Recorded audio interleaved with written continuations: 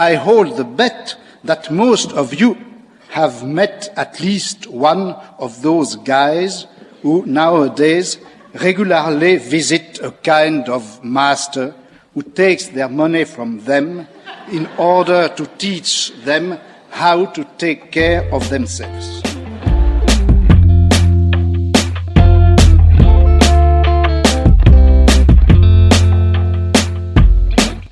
Welcome, I'm Ben Boyce, and this is, of course, the Dr. Junkie Show. And today's episode is about my boy, Michel Foucault. You heard him on the intro. So last episode was kind of a bummer, but I want to briefly review it anyway. I pointed out that the culture we live in today, in the so-called Western world, tends to leave us all feeling like there's a hole in our soul. Our media promises nonstop cures, pleasures, fulfillment, identity, and purpose in advertised gizmos, knickknacks, medicines, and products all the time. Buy my book and your life will change forever, says the 21st century huckster. Treat your STI with our pill and you'll get to ride a horse on the beach every day, says Big Pharma. We've all become largely immune to the hype, because we realized long ago that none of the capitalist products we consume actually delivers on their promises, at least not to the level they claim to. And you can't just respond here, well, Ben, I understand that capitalism tends to create shallow, self-dumbed-down cultures. Fast and the Furious 23 is much more fun than reading Plato, but at least we all have our careers and our personal lives. We can draw fulfillment and identity from those, right? No, you probably can't, because capitalism has built alienation into those spaces as well. Let me explain. Most of us go to work every day to do whatever our boss tells us to. We aren't all living fulfilling lives that fill us with joy. We're punching clocks to pay the rent. Sure, some of us get to work wonder jobs like mine. I go into prisons and onto college campuses, and I teach college classes to people who want to be there. That's a fulfilling career, at least for me. But most people don't get to do that sort of thing for a living. I leave work on cloud 9, fulfilled. Most of y'all leave work burned out and looking for something. We're primed to just zone out, to pound a few brewskis or smoke a few doobies and watch some CSI Miami after work. Sure, we plan a vacation or two every year if we can afford it, but again, usually it's just to recharge from work, to unplug. We plan cruises or trips to Miami Beach. We're seldom traveling to Göbekli Tepe to study the ancient ruins or to find purpose in historical artifacts. Not at all. We're too burned out. If we all lost our jobs tomorrow, most of us wouldn't know what to do with ourselves because our leisure time, which would go from short spells after work and weekends to our entire lives, that time's currently filled with time-killing, liver-straining, semi-toxic junk. Here we are now, entertain us, as Kurt Cobain said. And since we've all been in the stew for so long, all of our lives in some cases, we're used to being offered dose after dose of cheap, fake, not quite what was promised buzzes meant to just get us through another day so we can go back to work tomorrow and do it again. Those doses never quite live up to the hype, but when we use substances that flip those same neural switches, so to speak, only much more predictably and much harder, it's no wonder that so many of us struggle. Okay, Ben, I hear you thinking. Maybe work is now designed to alienate us, but what about my personal life? I mean, after work, I do still drive home in my personal rolling mini house, alone, but it's convenient. Americans love their cars, as the advertisers say. Okay, maybe I never thought about how alienating those actually are. But after I get out of my isolation box on wheels, I go into my apartment or my house and I close the door behind me and I usually lock it. I don't need to go anywhere for social connection anymore because I have a phone. I can call anyone anytime, but I usually don't use it for that. I use it for video games or social media troll baiting instead. I could go outside to inquire about the state of the world, say, from my neighbors, but why bother? I can turn on my TV.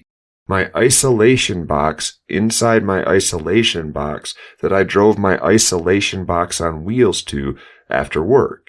I can just flip that on and get information or entertainment without ever talking to anyone. I can even order Uber Eats and have them leave it by my door.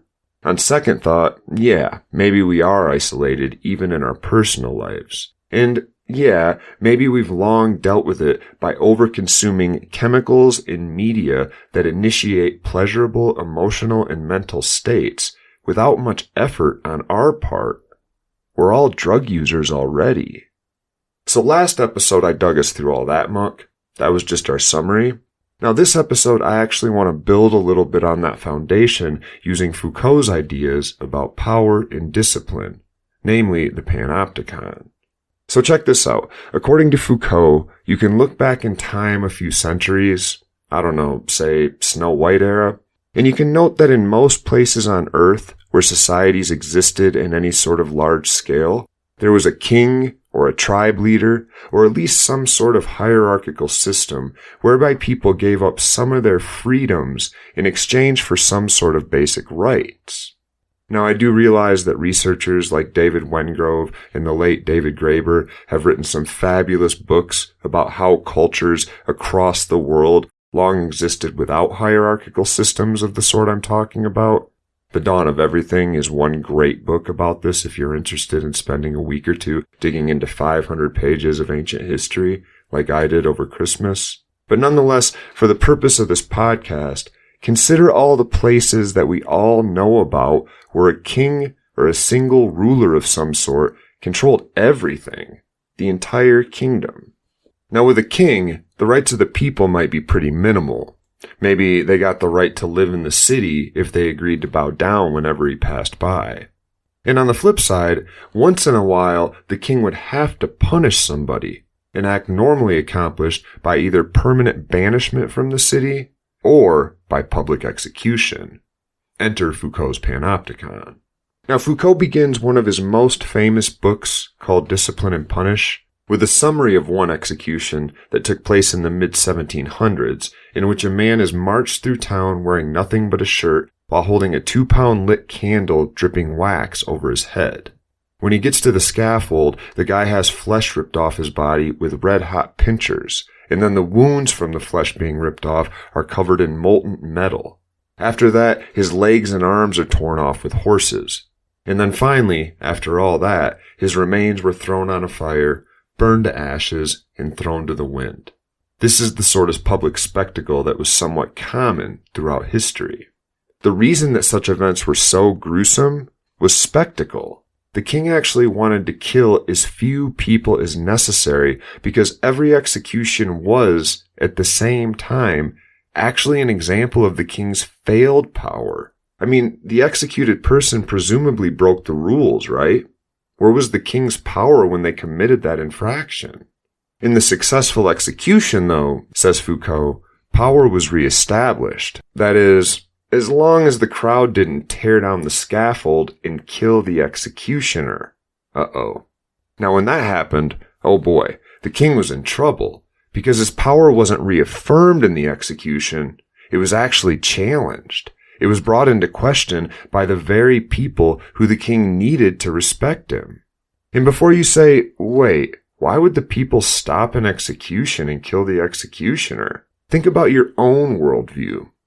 How do you or the people close to you feel about Thelma and Louise, Bonnie and Clyde, Al Capone, Donald Trump, the sexy felon from a few years back? Google him if you don't remember.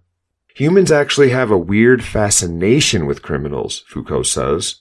And because of that, both executions and punishments, aka prison, they generally went behind the wall around 1850. Enter the penitentiary. Now these executioner executions, where the people would January 6th the event, they weren't pulled off by death penalty hating protesters holding up signs and singing songs. I mean, sure, those people have always been here. Charles Dickens was actually a vocal death penalty critic. But this was the citizens doing this. The neighbors, the family members and friends of the accused, the locals who they could convince to get on their side. And executed executioners, Well, that's no way to run a system if you want order as the king. You might be able to respond to a small group of protesters that get out of control, but you can't very well go after the majority of your citizens. So these were bad events. Now, at a certain point, says Foucault, single ruler systems had to evolve to a different style because one king just can't rule everybody. There's way too much to do. Plus, when people get pissed off, they know exactly who to come after. The king. We'll come back to that in a minute. No longer do we use king systems in most of the world. And even when there is a king or a single ruler, when you look closely, you'll usually note their power isn't actually as cut and dried as you might think. Like Foucault said, that's because too many people are bound to hate just about anything. Any policy will almost certainly have a large group of supporters and a large group of opposers nowadays. And because having just one ruler decide everything gives those people a clear target, getting rid of the king fractured power into a million pieces, sending that power somewhere. Nowadays, think about how it feels to be frustrated at a life situation. Now, if you can't relate to that, good for you, congratulations. I'm glad you have a good life. But try anyway.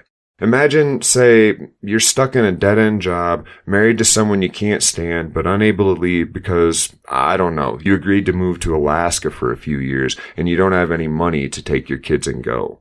Or just pick your own awful scenario and feel free to Freudianly analyze why mine was what it was. The point is, who do you blame in a situation like that? You're broke, you're out of love, you feel like you have no options, no support, no opportunities. But it's not the king's fault, it's the system's fault. So who do you file your complaint with? Who do you get angry at? Well, that would depend on who's in charge of this new system, which we haven't yet named.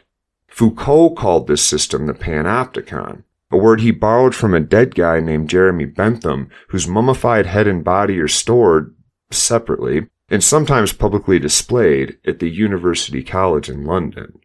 Bentham basically explained that if you build a prison in a circular shape with all the cells facing inward, and then you put one single guard tower in the middle, you can make everyone in the prison think that they're being watched all the time, even when they're not, by simply tinning the windows of the guard tower. Of course, this is a huge simplification of Bentham's and Foucault's panopticon, but the point is, you can imagine how that sort of building would make you feel being inside it. If you're in a single cell looking outward, you can't see if there's anyone next to you, or over you, or below you. You can sort of make out people across the large room in other cells, but you can't tell if they're looking at you. And you would always have to assume that someone in the tower might be watching. The result of this physical architecture, this building, you'll act like you're always being watched. You'll surveil yourself. Foucault said the panopticon isn't just a building. He said it's how the world works in post-king societies. It's no longer fear of the king that makes us behave. It's fear of those around us who might or might not surveil us and report our bad behavior. We now police ourselves. We trip on the way to our cars in a public parking lot, and we feel this weird moment of guilt or shame. To who? We almost post that mean dig at somebody, and then we think, no, I don't want my mom to see that. We dress a certain way and drive a certain way and carry ourselves a certain way in public, just in case someone is watching. We surveil ourselves. This, Foucault says, is a much more stable system of power than a king's, because it makes everyone a cop whose job is to keep an eye on everyone else. No longer does the king have to send out, a squad of soldiers to cancel an actor who uses inappropriate language. The people will take care of that themselves on Twitter. And the reason they'll do so is the key to the panopticon in Foucault's work. So here's the wild thing about this system, which you're probably already feeling kind of creeped out by if you haven't heard all this before, because it really does sound like how power works in our world. Power in a system like this one boils down to knowledge, to what specific words mean. It's the same way that power in law enforcement comes down to knowledge, to what specific words mean. If having weed in my pocket is illegal, then it's a crime if I'm caught and I go to jail. My life has changed. If having weed in my pocket isn't illegal where I'm at, then I go about my business and I have a nice life. The only difference between the two scenarios, say getting pulled over in Utah versus Colorado, is what the cop in each state knows. The Colorado cop, where weed is legal, is going to know that it's not a crime to have weed in my pocket as long as I'm following all relevant rules. The Utah cop is going to be just as correct in knowing that he's seeing a crime. The only difference is in how they both use those ideas, those concepts, those words: crime, possession, weed. Their knowledge is where the power lies. Whoever controls that controls them. If that example doesn't quite land with you, instead think about January 6th. What does that mean to you? Did certain words just pop into your head when I said it? Insurrection, patriots, criminals, hang Mike Pence. How about make America great again? Did some other words just pop into your head as associated with those words? Hero, Republican, traitor, Reagan. Your words represent your knowledge, the things that drive you to move. Your words reveal what counts as power when you're in the room. Now, Foucault doesn't see power like most people do, obviously. Before Karl Marx, people mostly looked at power as something someone had. Like, if I can tell you to do something and you feel like you have to do it, I have power over you. But Marx said, oh, you silly simpleton proletariats, don't you see that capital, money, the means of production, that's actual power? And now here comes Foucault with what we now call a postmodern perspective that says that power isn't any of those things.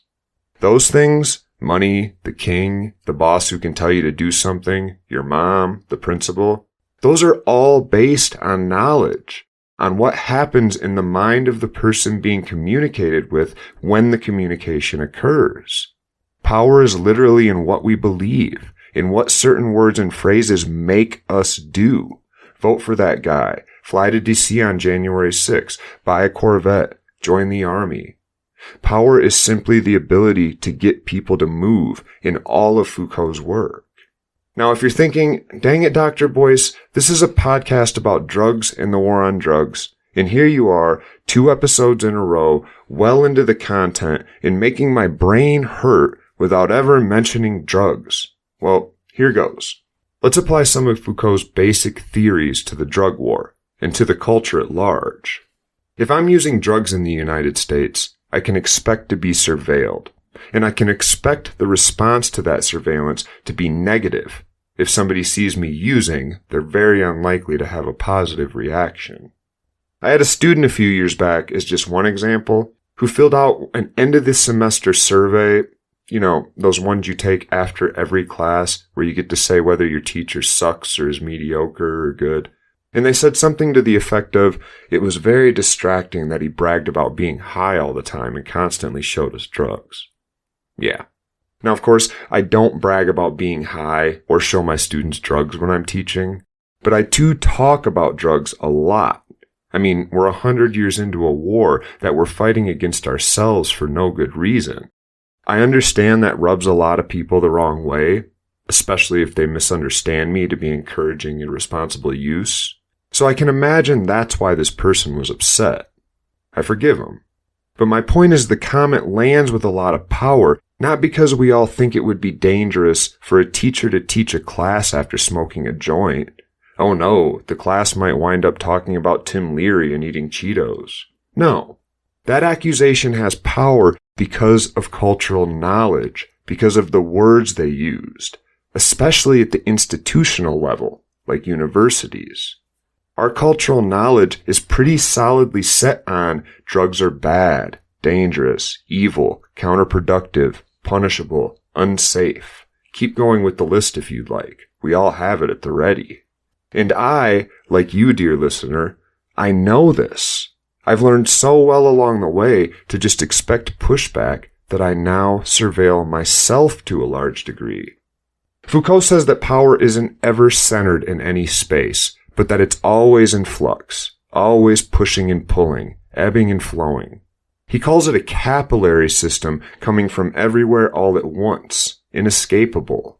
Drug users in the United States don't have the luxury of carving out a few spaces of safe identity where they don't have to perform for the panopticon.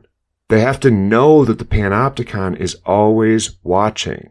They have to know that, according to Foucault's knowledge is power theory, those around them are almost certain to hear references to drug use as encouragements to behave irresponsibly and counterculturally, and they're almost certain to see signs of drug use as signs of failure, contagiousness, evil. They must surveil themselves and perform as if they're not using, and incentivize behavior certain to make addiction issues worse if they do arise. Again, we built the system to not only maximize addiction potential, but also to maximize addiction severity when it does show up. Now let's quickly connect this all together because I get it. I've been dropping big head theories with my drug talk for the last few episodes now, and it might all be feeling a bit overwhelming or disconnected to you. So Nietzsche last episode told us that God is dead and that we killed him. Now we don't have any solid foundations for moral or ethical beliefs because after science got rid of many of the reasons we all feared God as humans, we never took the time to replace the unquestionable, all-powerful idea of God that existed before that happened, before all the God-fears that were once scared of floods, earthquakes, eclipses, and diseases realized that wasn't what was causing them. Now, no worries, said Marcuse, Adorno, and Horkheimer last week, along with many of our other Frankfurt schoolers. We've now got straight junk food culture, what they call the culture industry. We now watch the Super Bowl even if we don't like football because the commercials will be so great. The very heart of U.S. culture is literally consumerism and commercialism. It's the glamorization of hucksters trying to peddle cheap crap using multi-million-dollar commercials stuffed between segments of millionaire athletes playing sports. That's U.S. culture, like it or not. And it's no wonder. What else can we really be expected to do? Like Karl Marx explained, the norms of capitalist production create such misery and discontentment in the workers, the proletariat, that they'll eventually rise up and take over the factories. Now, of course, that never happened, at least not yet. Marx was wrong on that point, but he had a point nonetheless. Our labor, our work, is disconnected from our identities. Because of that soul-sucking norm of hourly wage work that we really don't enjoy, we spend our free time, our leisure time, hot-wiring our neurology, consuming chemicals and media spectacles designed to massage our mu receptors, to dope us up to endure another day of docility tomorrow, as Foucault would say. And since that's our normal cultural routine, work 8 hours, drink beer, watch CSI, and repeat, many of us struggle with addictions to drugs because they, too, skip the effort and just push the feel-good button. We don't have the energy to seek out fulfillment, so we turn to the culture industry. When it fails to fulfill its promises, and it always does, we turn to drugs. And when we turn to drugs, enter Foucault, we find ourselves stuck on the negative side of panoptic power, cursed with the knowledge that we might be found out as bad people if we let our dirty little secret slip. We police ourselves. We lie. We hide our use and bury our problems instead of finding social support networks to work through them. And unless the collective cultural knowledge of the panoptic world around us changes, we'll be forced to keep doing the same thing. Because the war on drugs ensures those in positions of power, they can't alter their knowledge. They, too, must assume that they are being watched, and they must police themselves. If they don't, someone else will. That's panoptic power. So sorry about the 2 kinda dreary shows in a row, but there is hope. I think soon I'll cover some of the ways that these theories actually open doors to rework the war on drugs and our collective understanding of drug use and drug users, and I'll try to do that in an episode coming up soon, so stay tuned for that.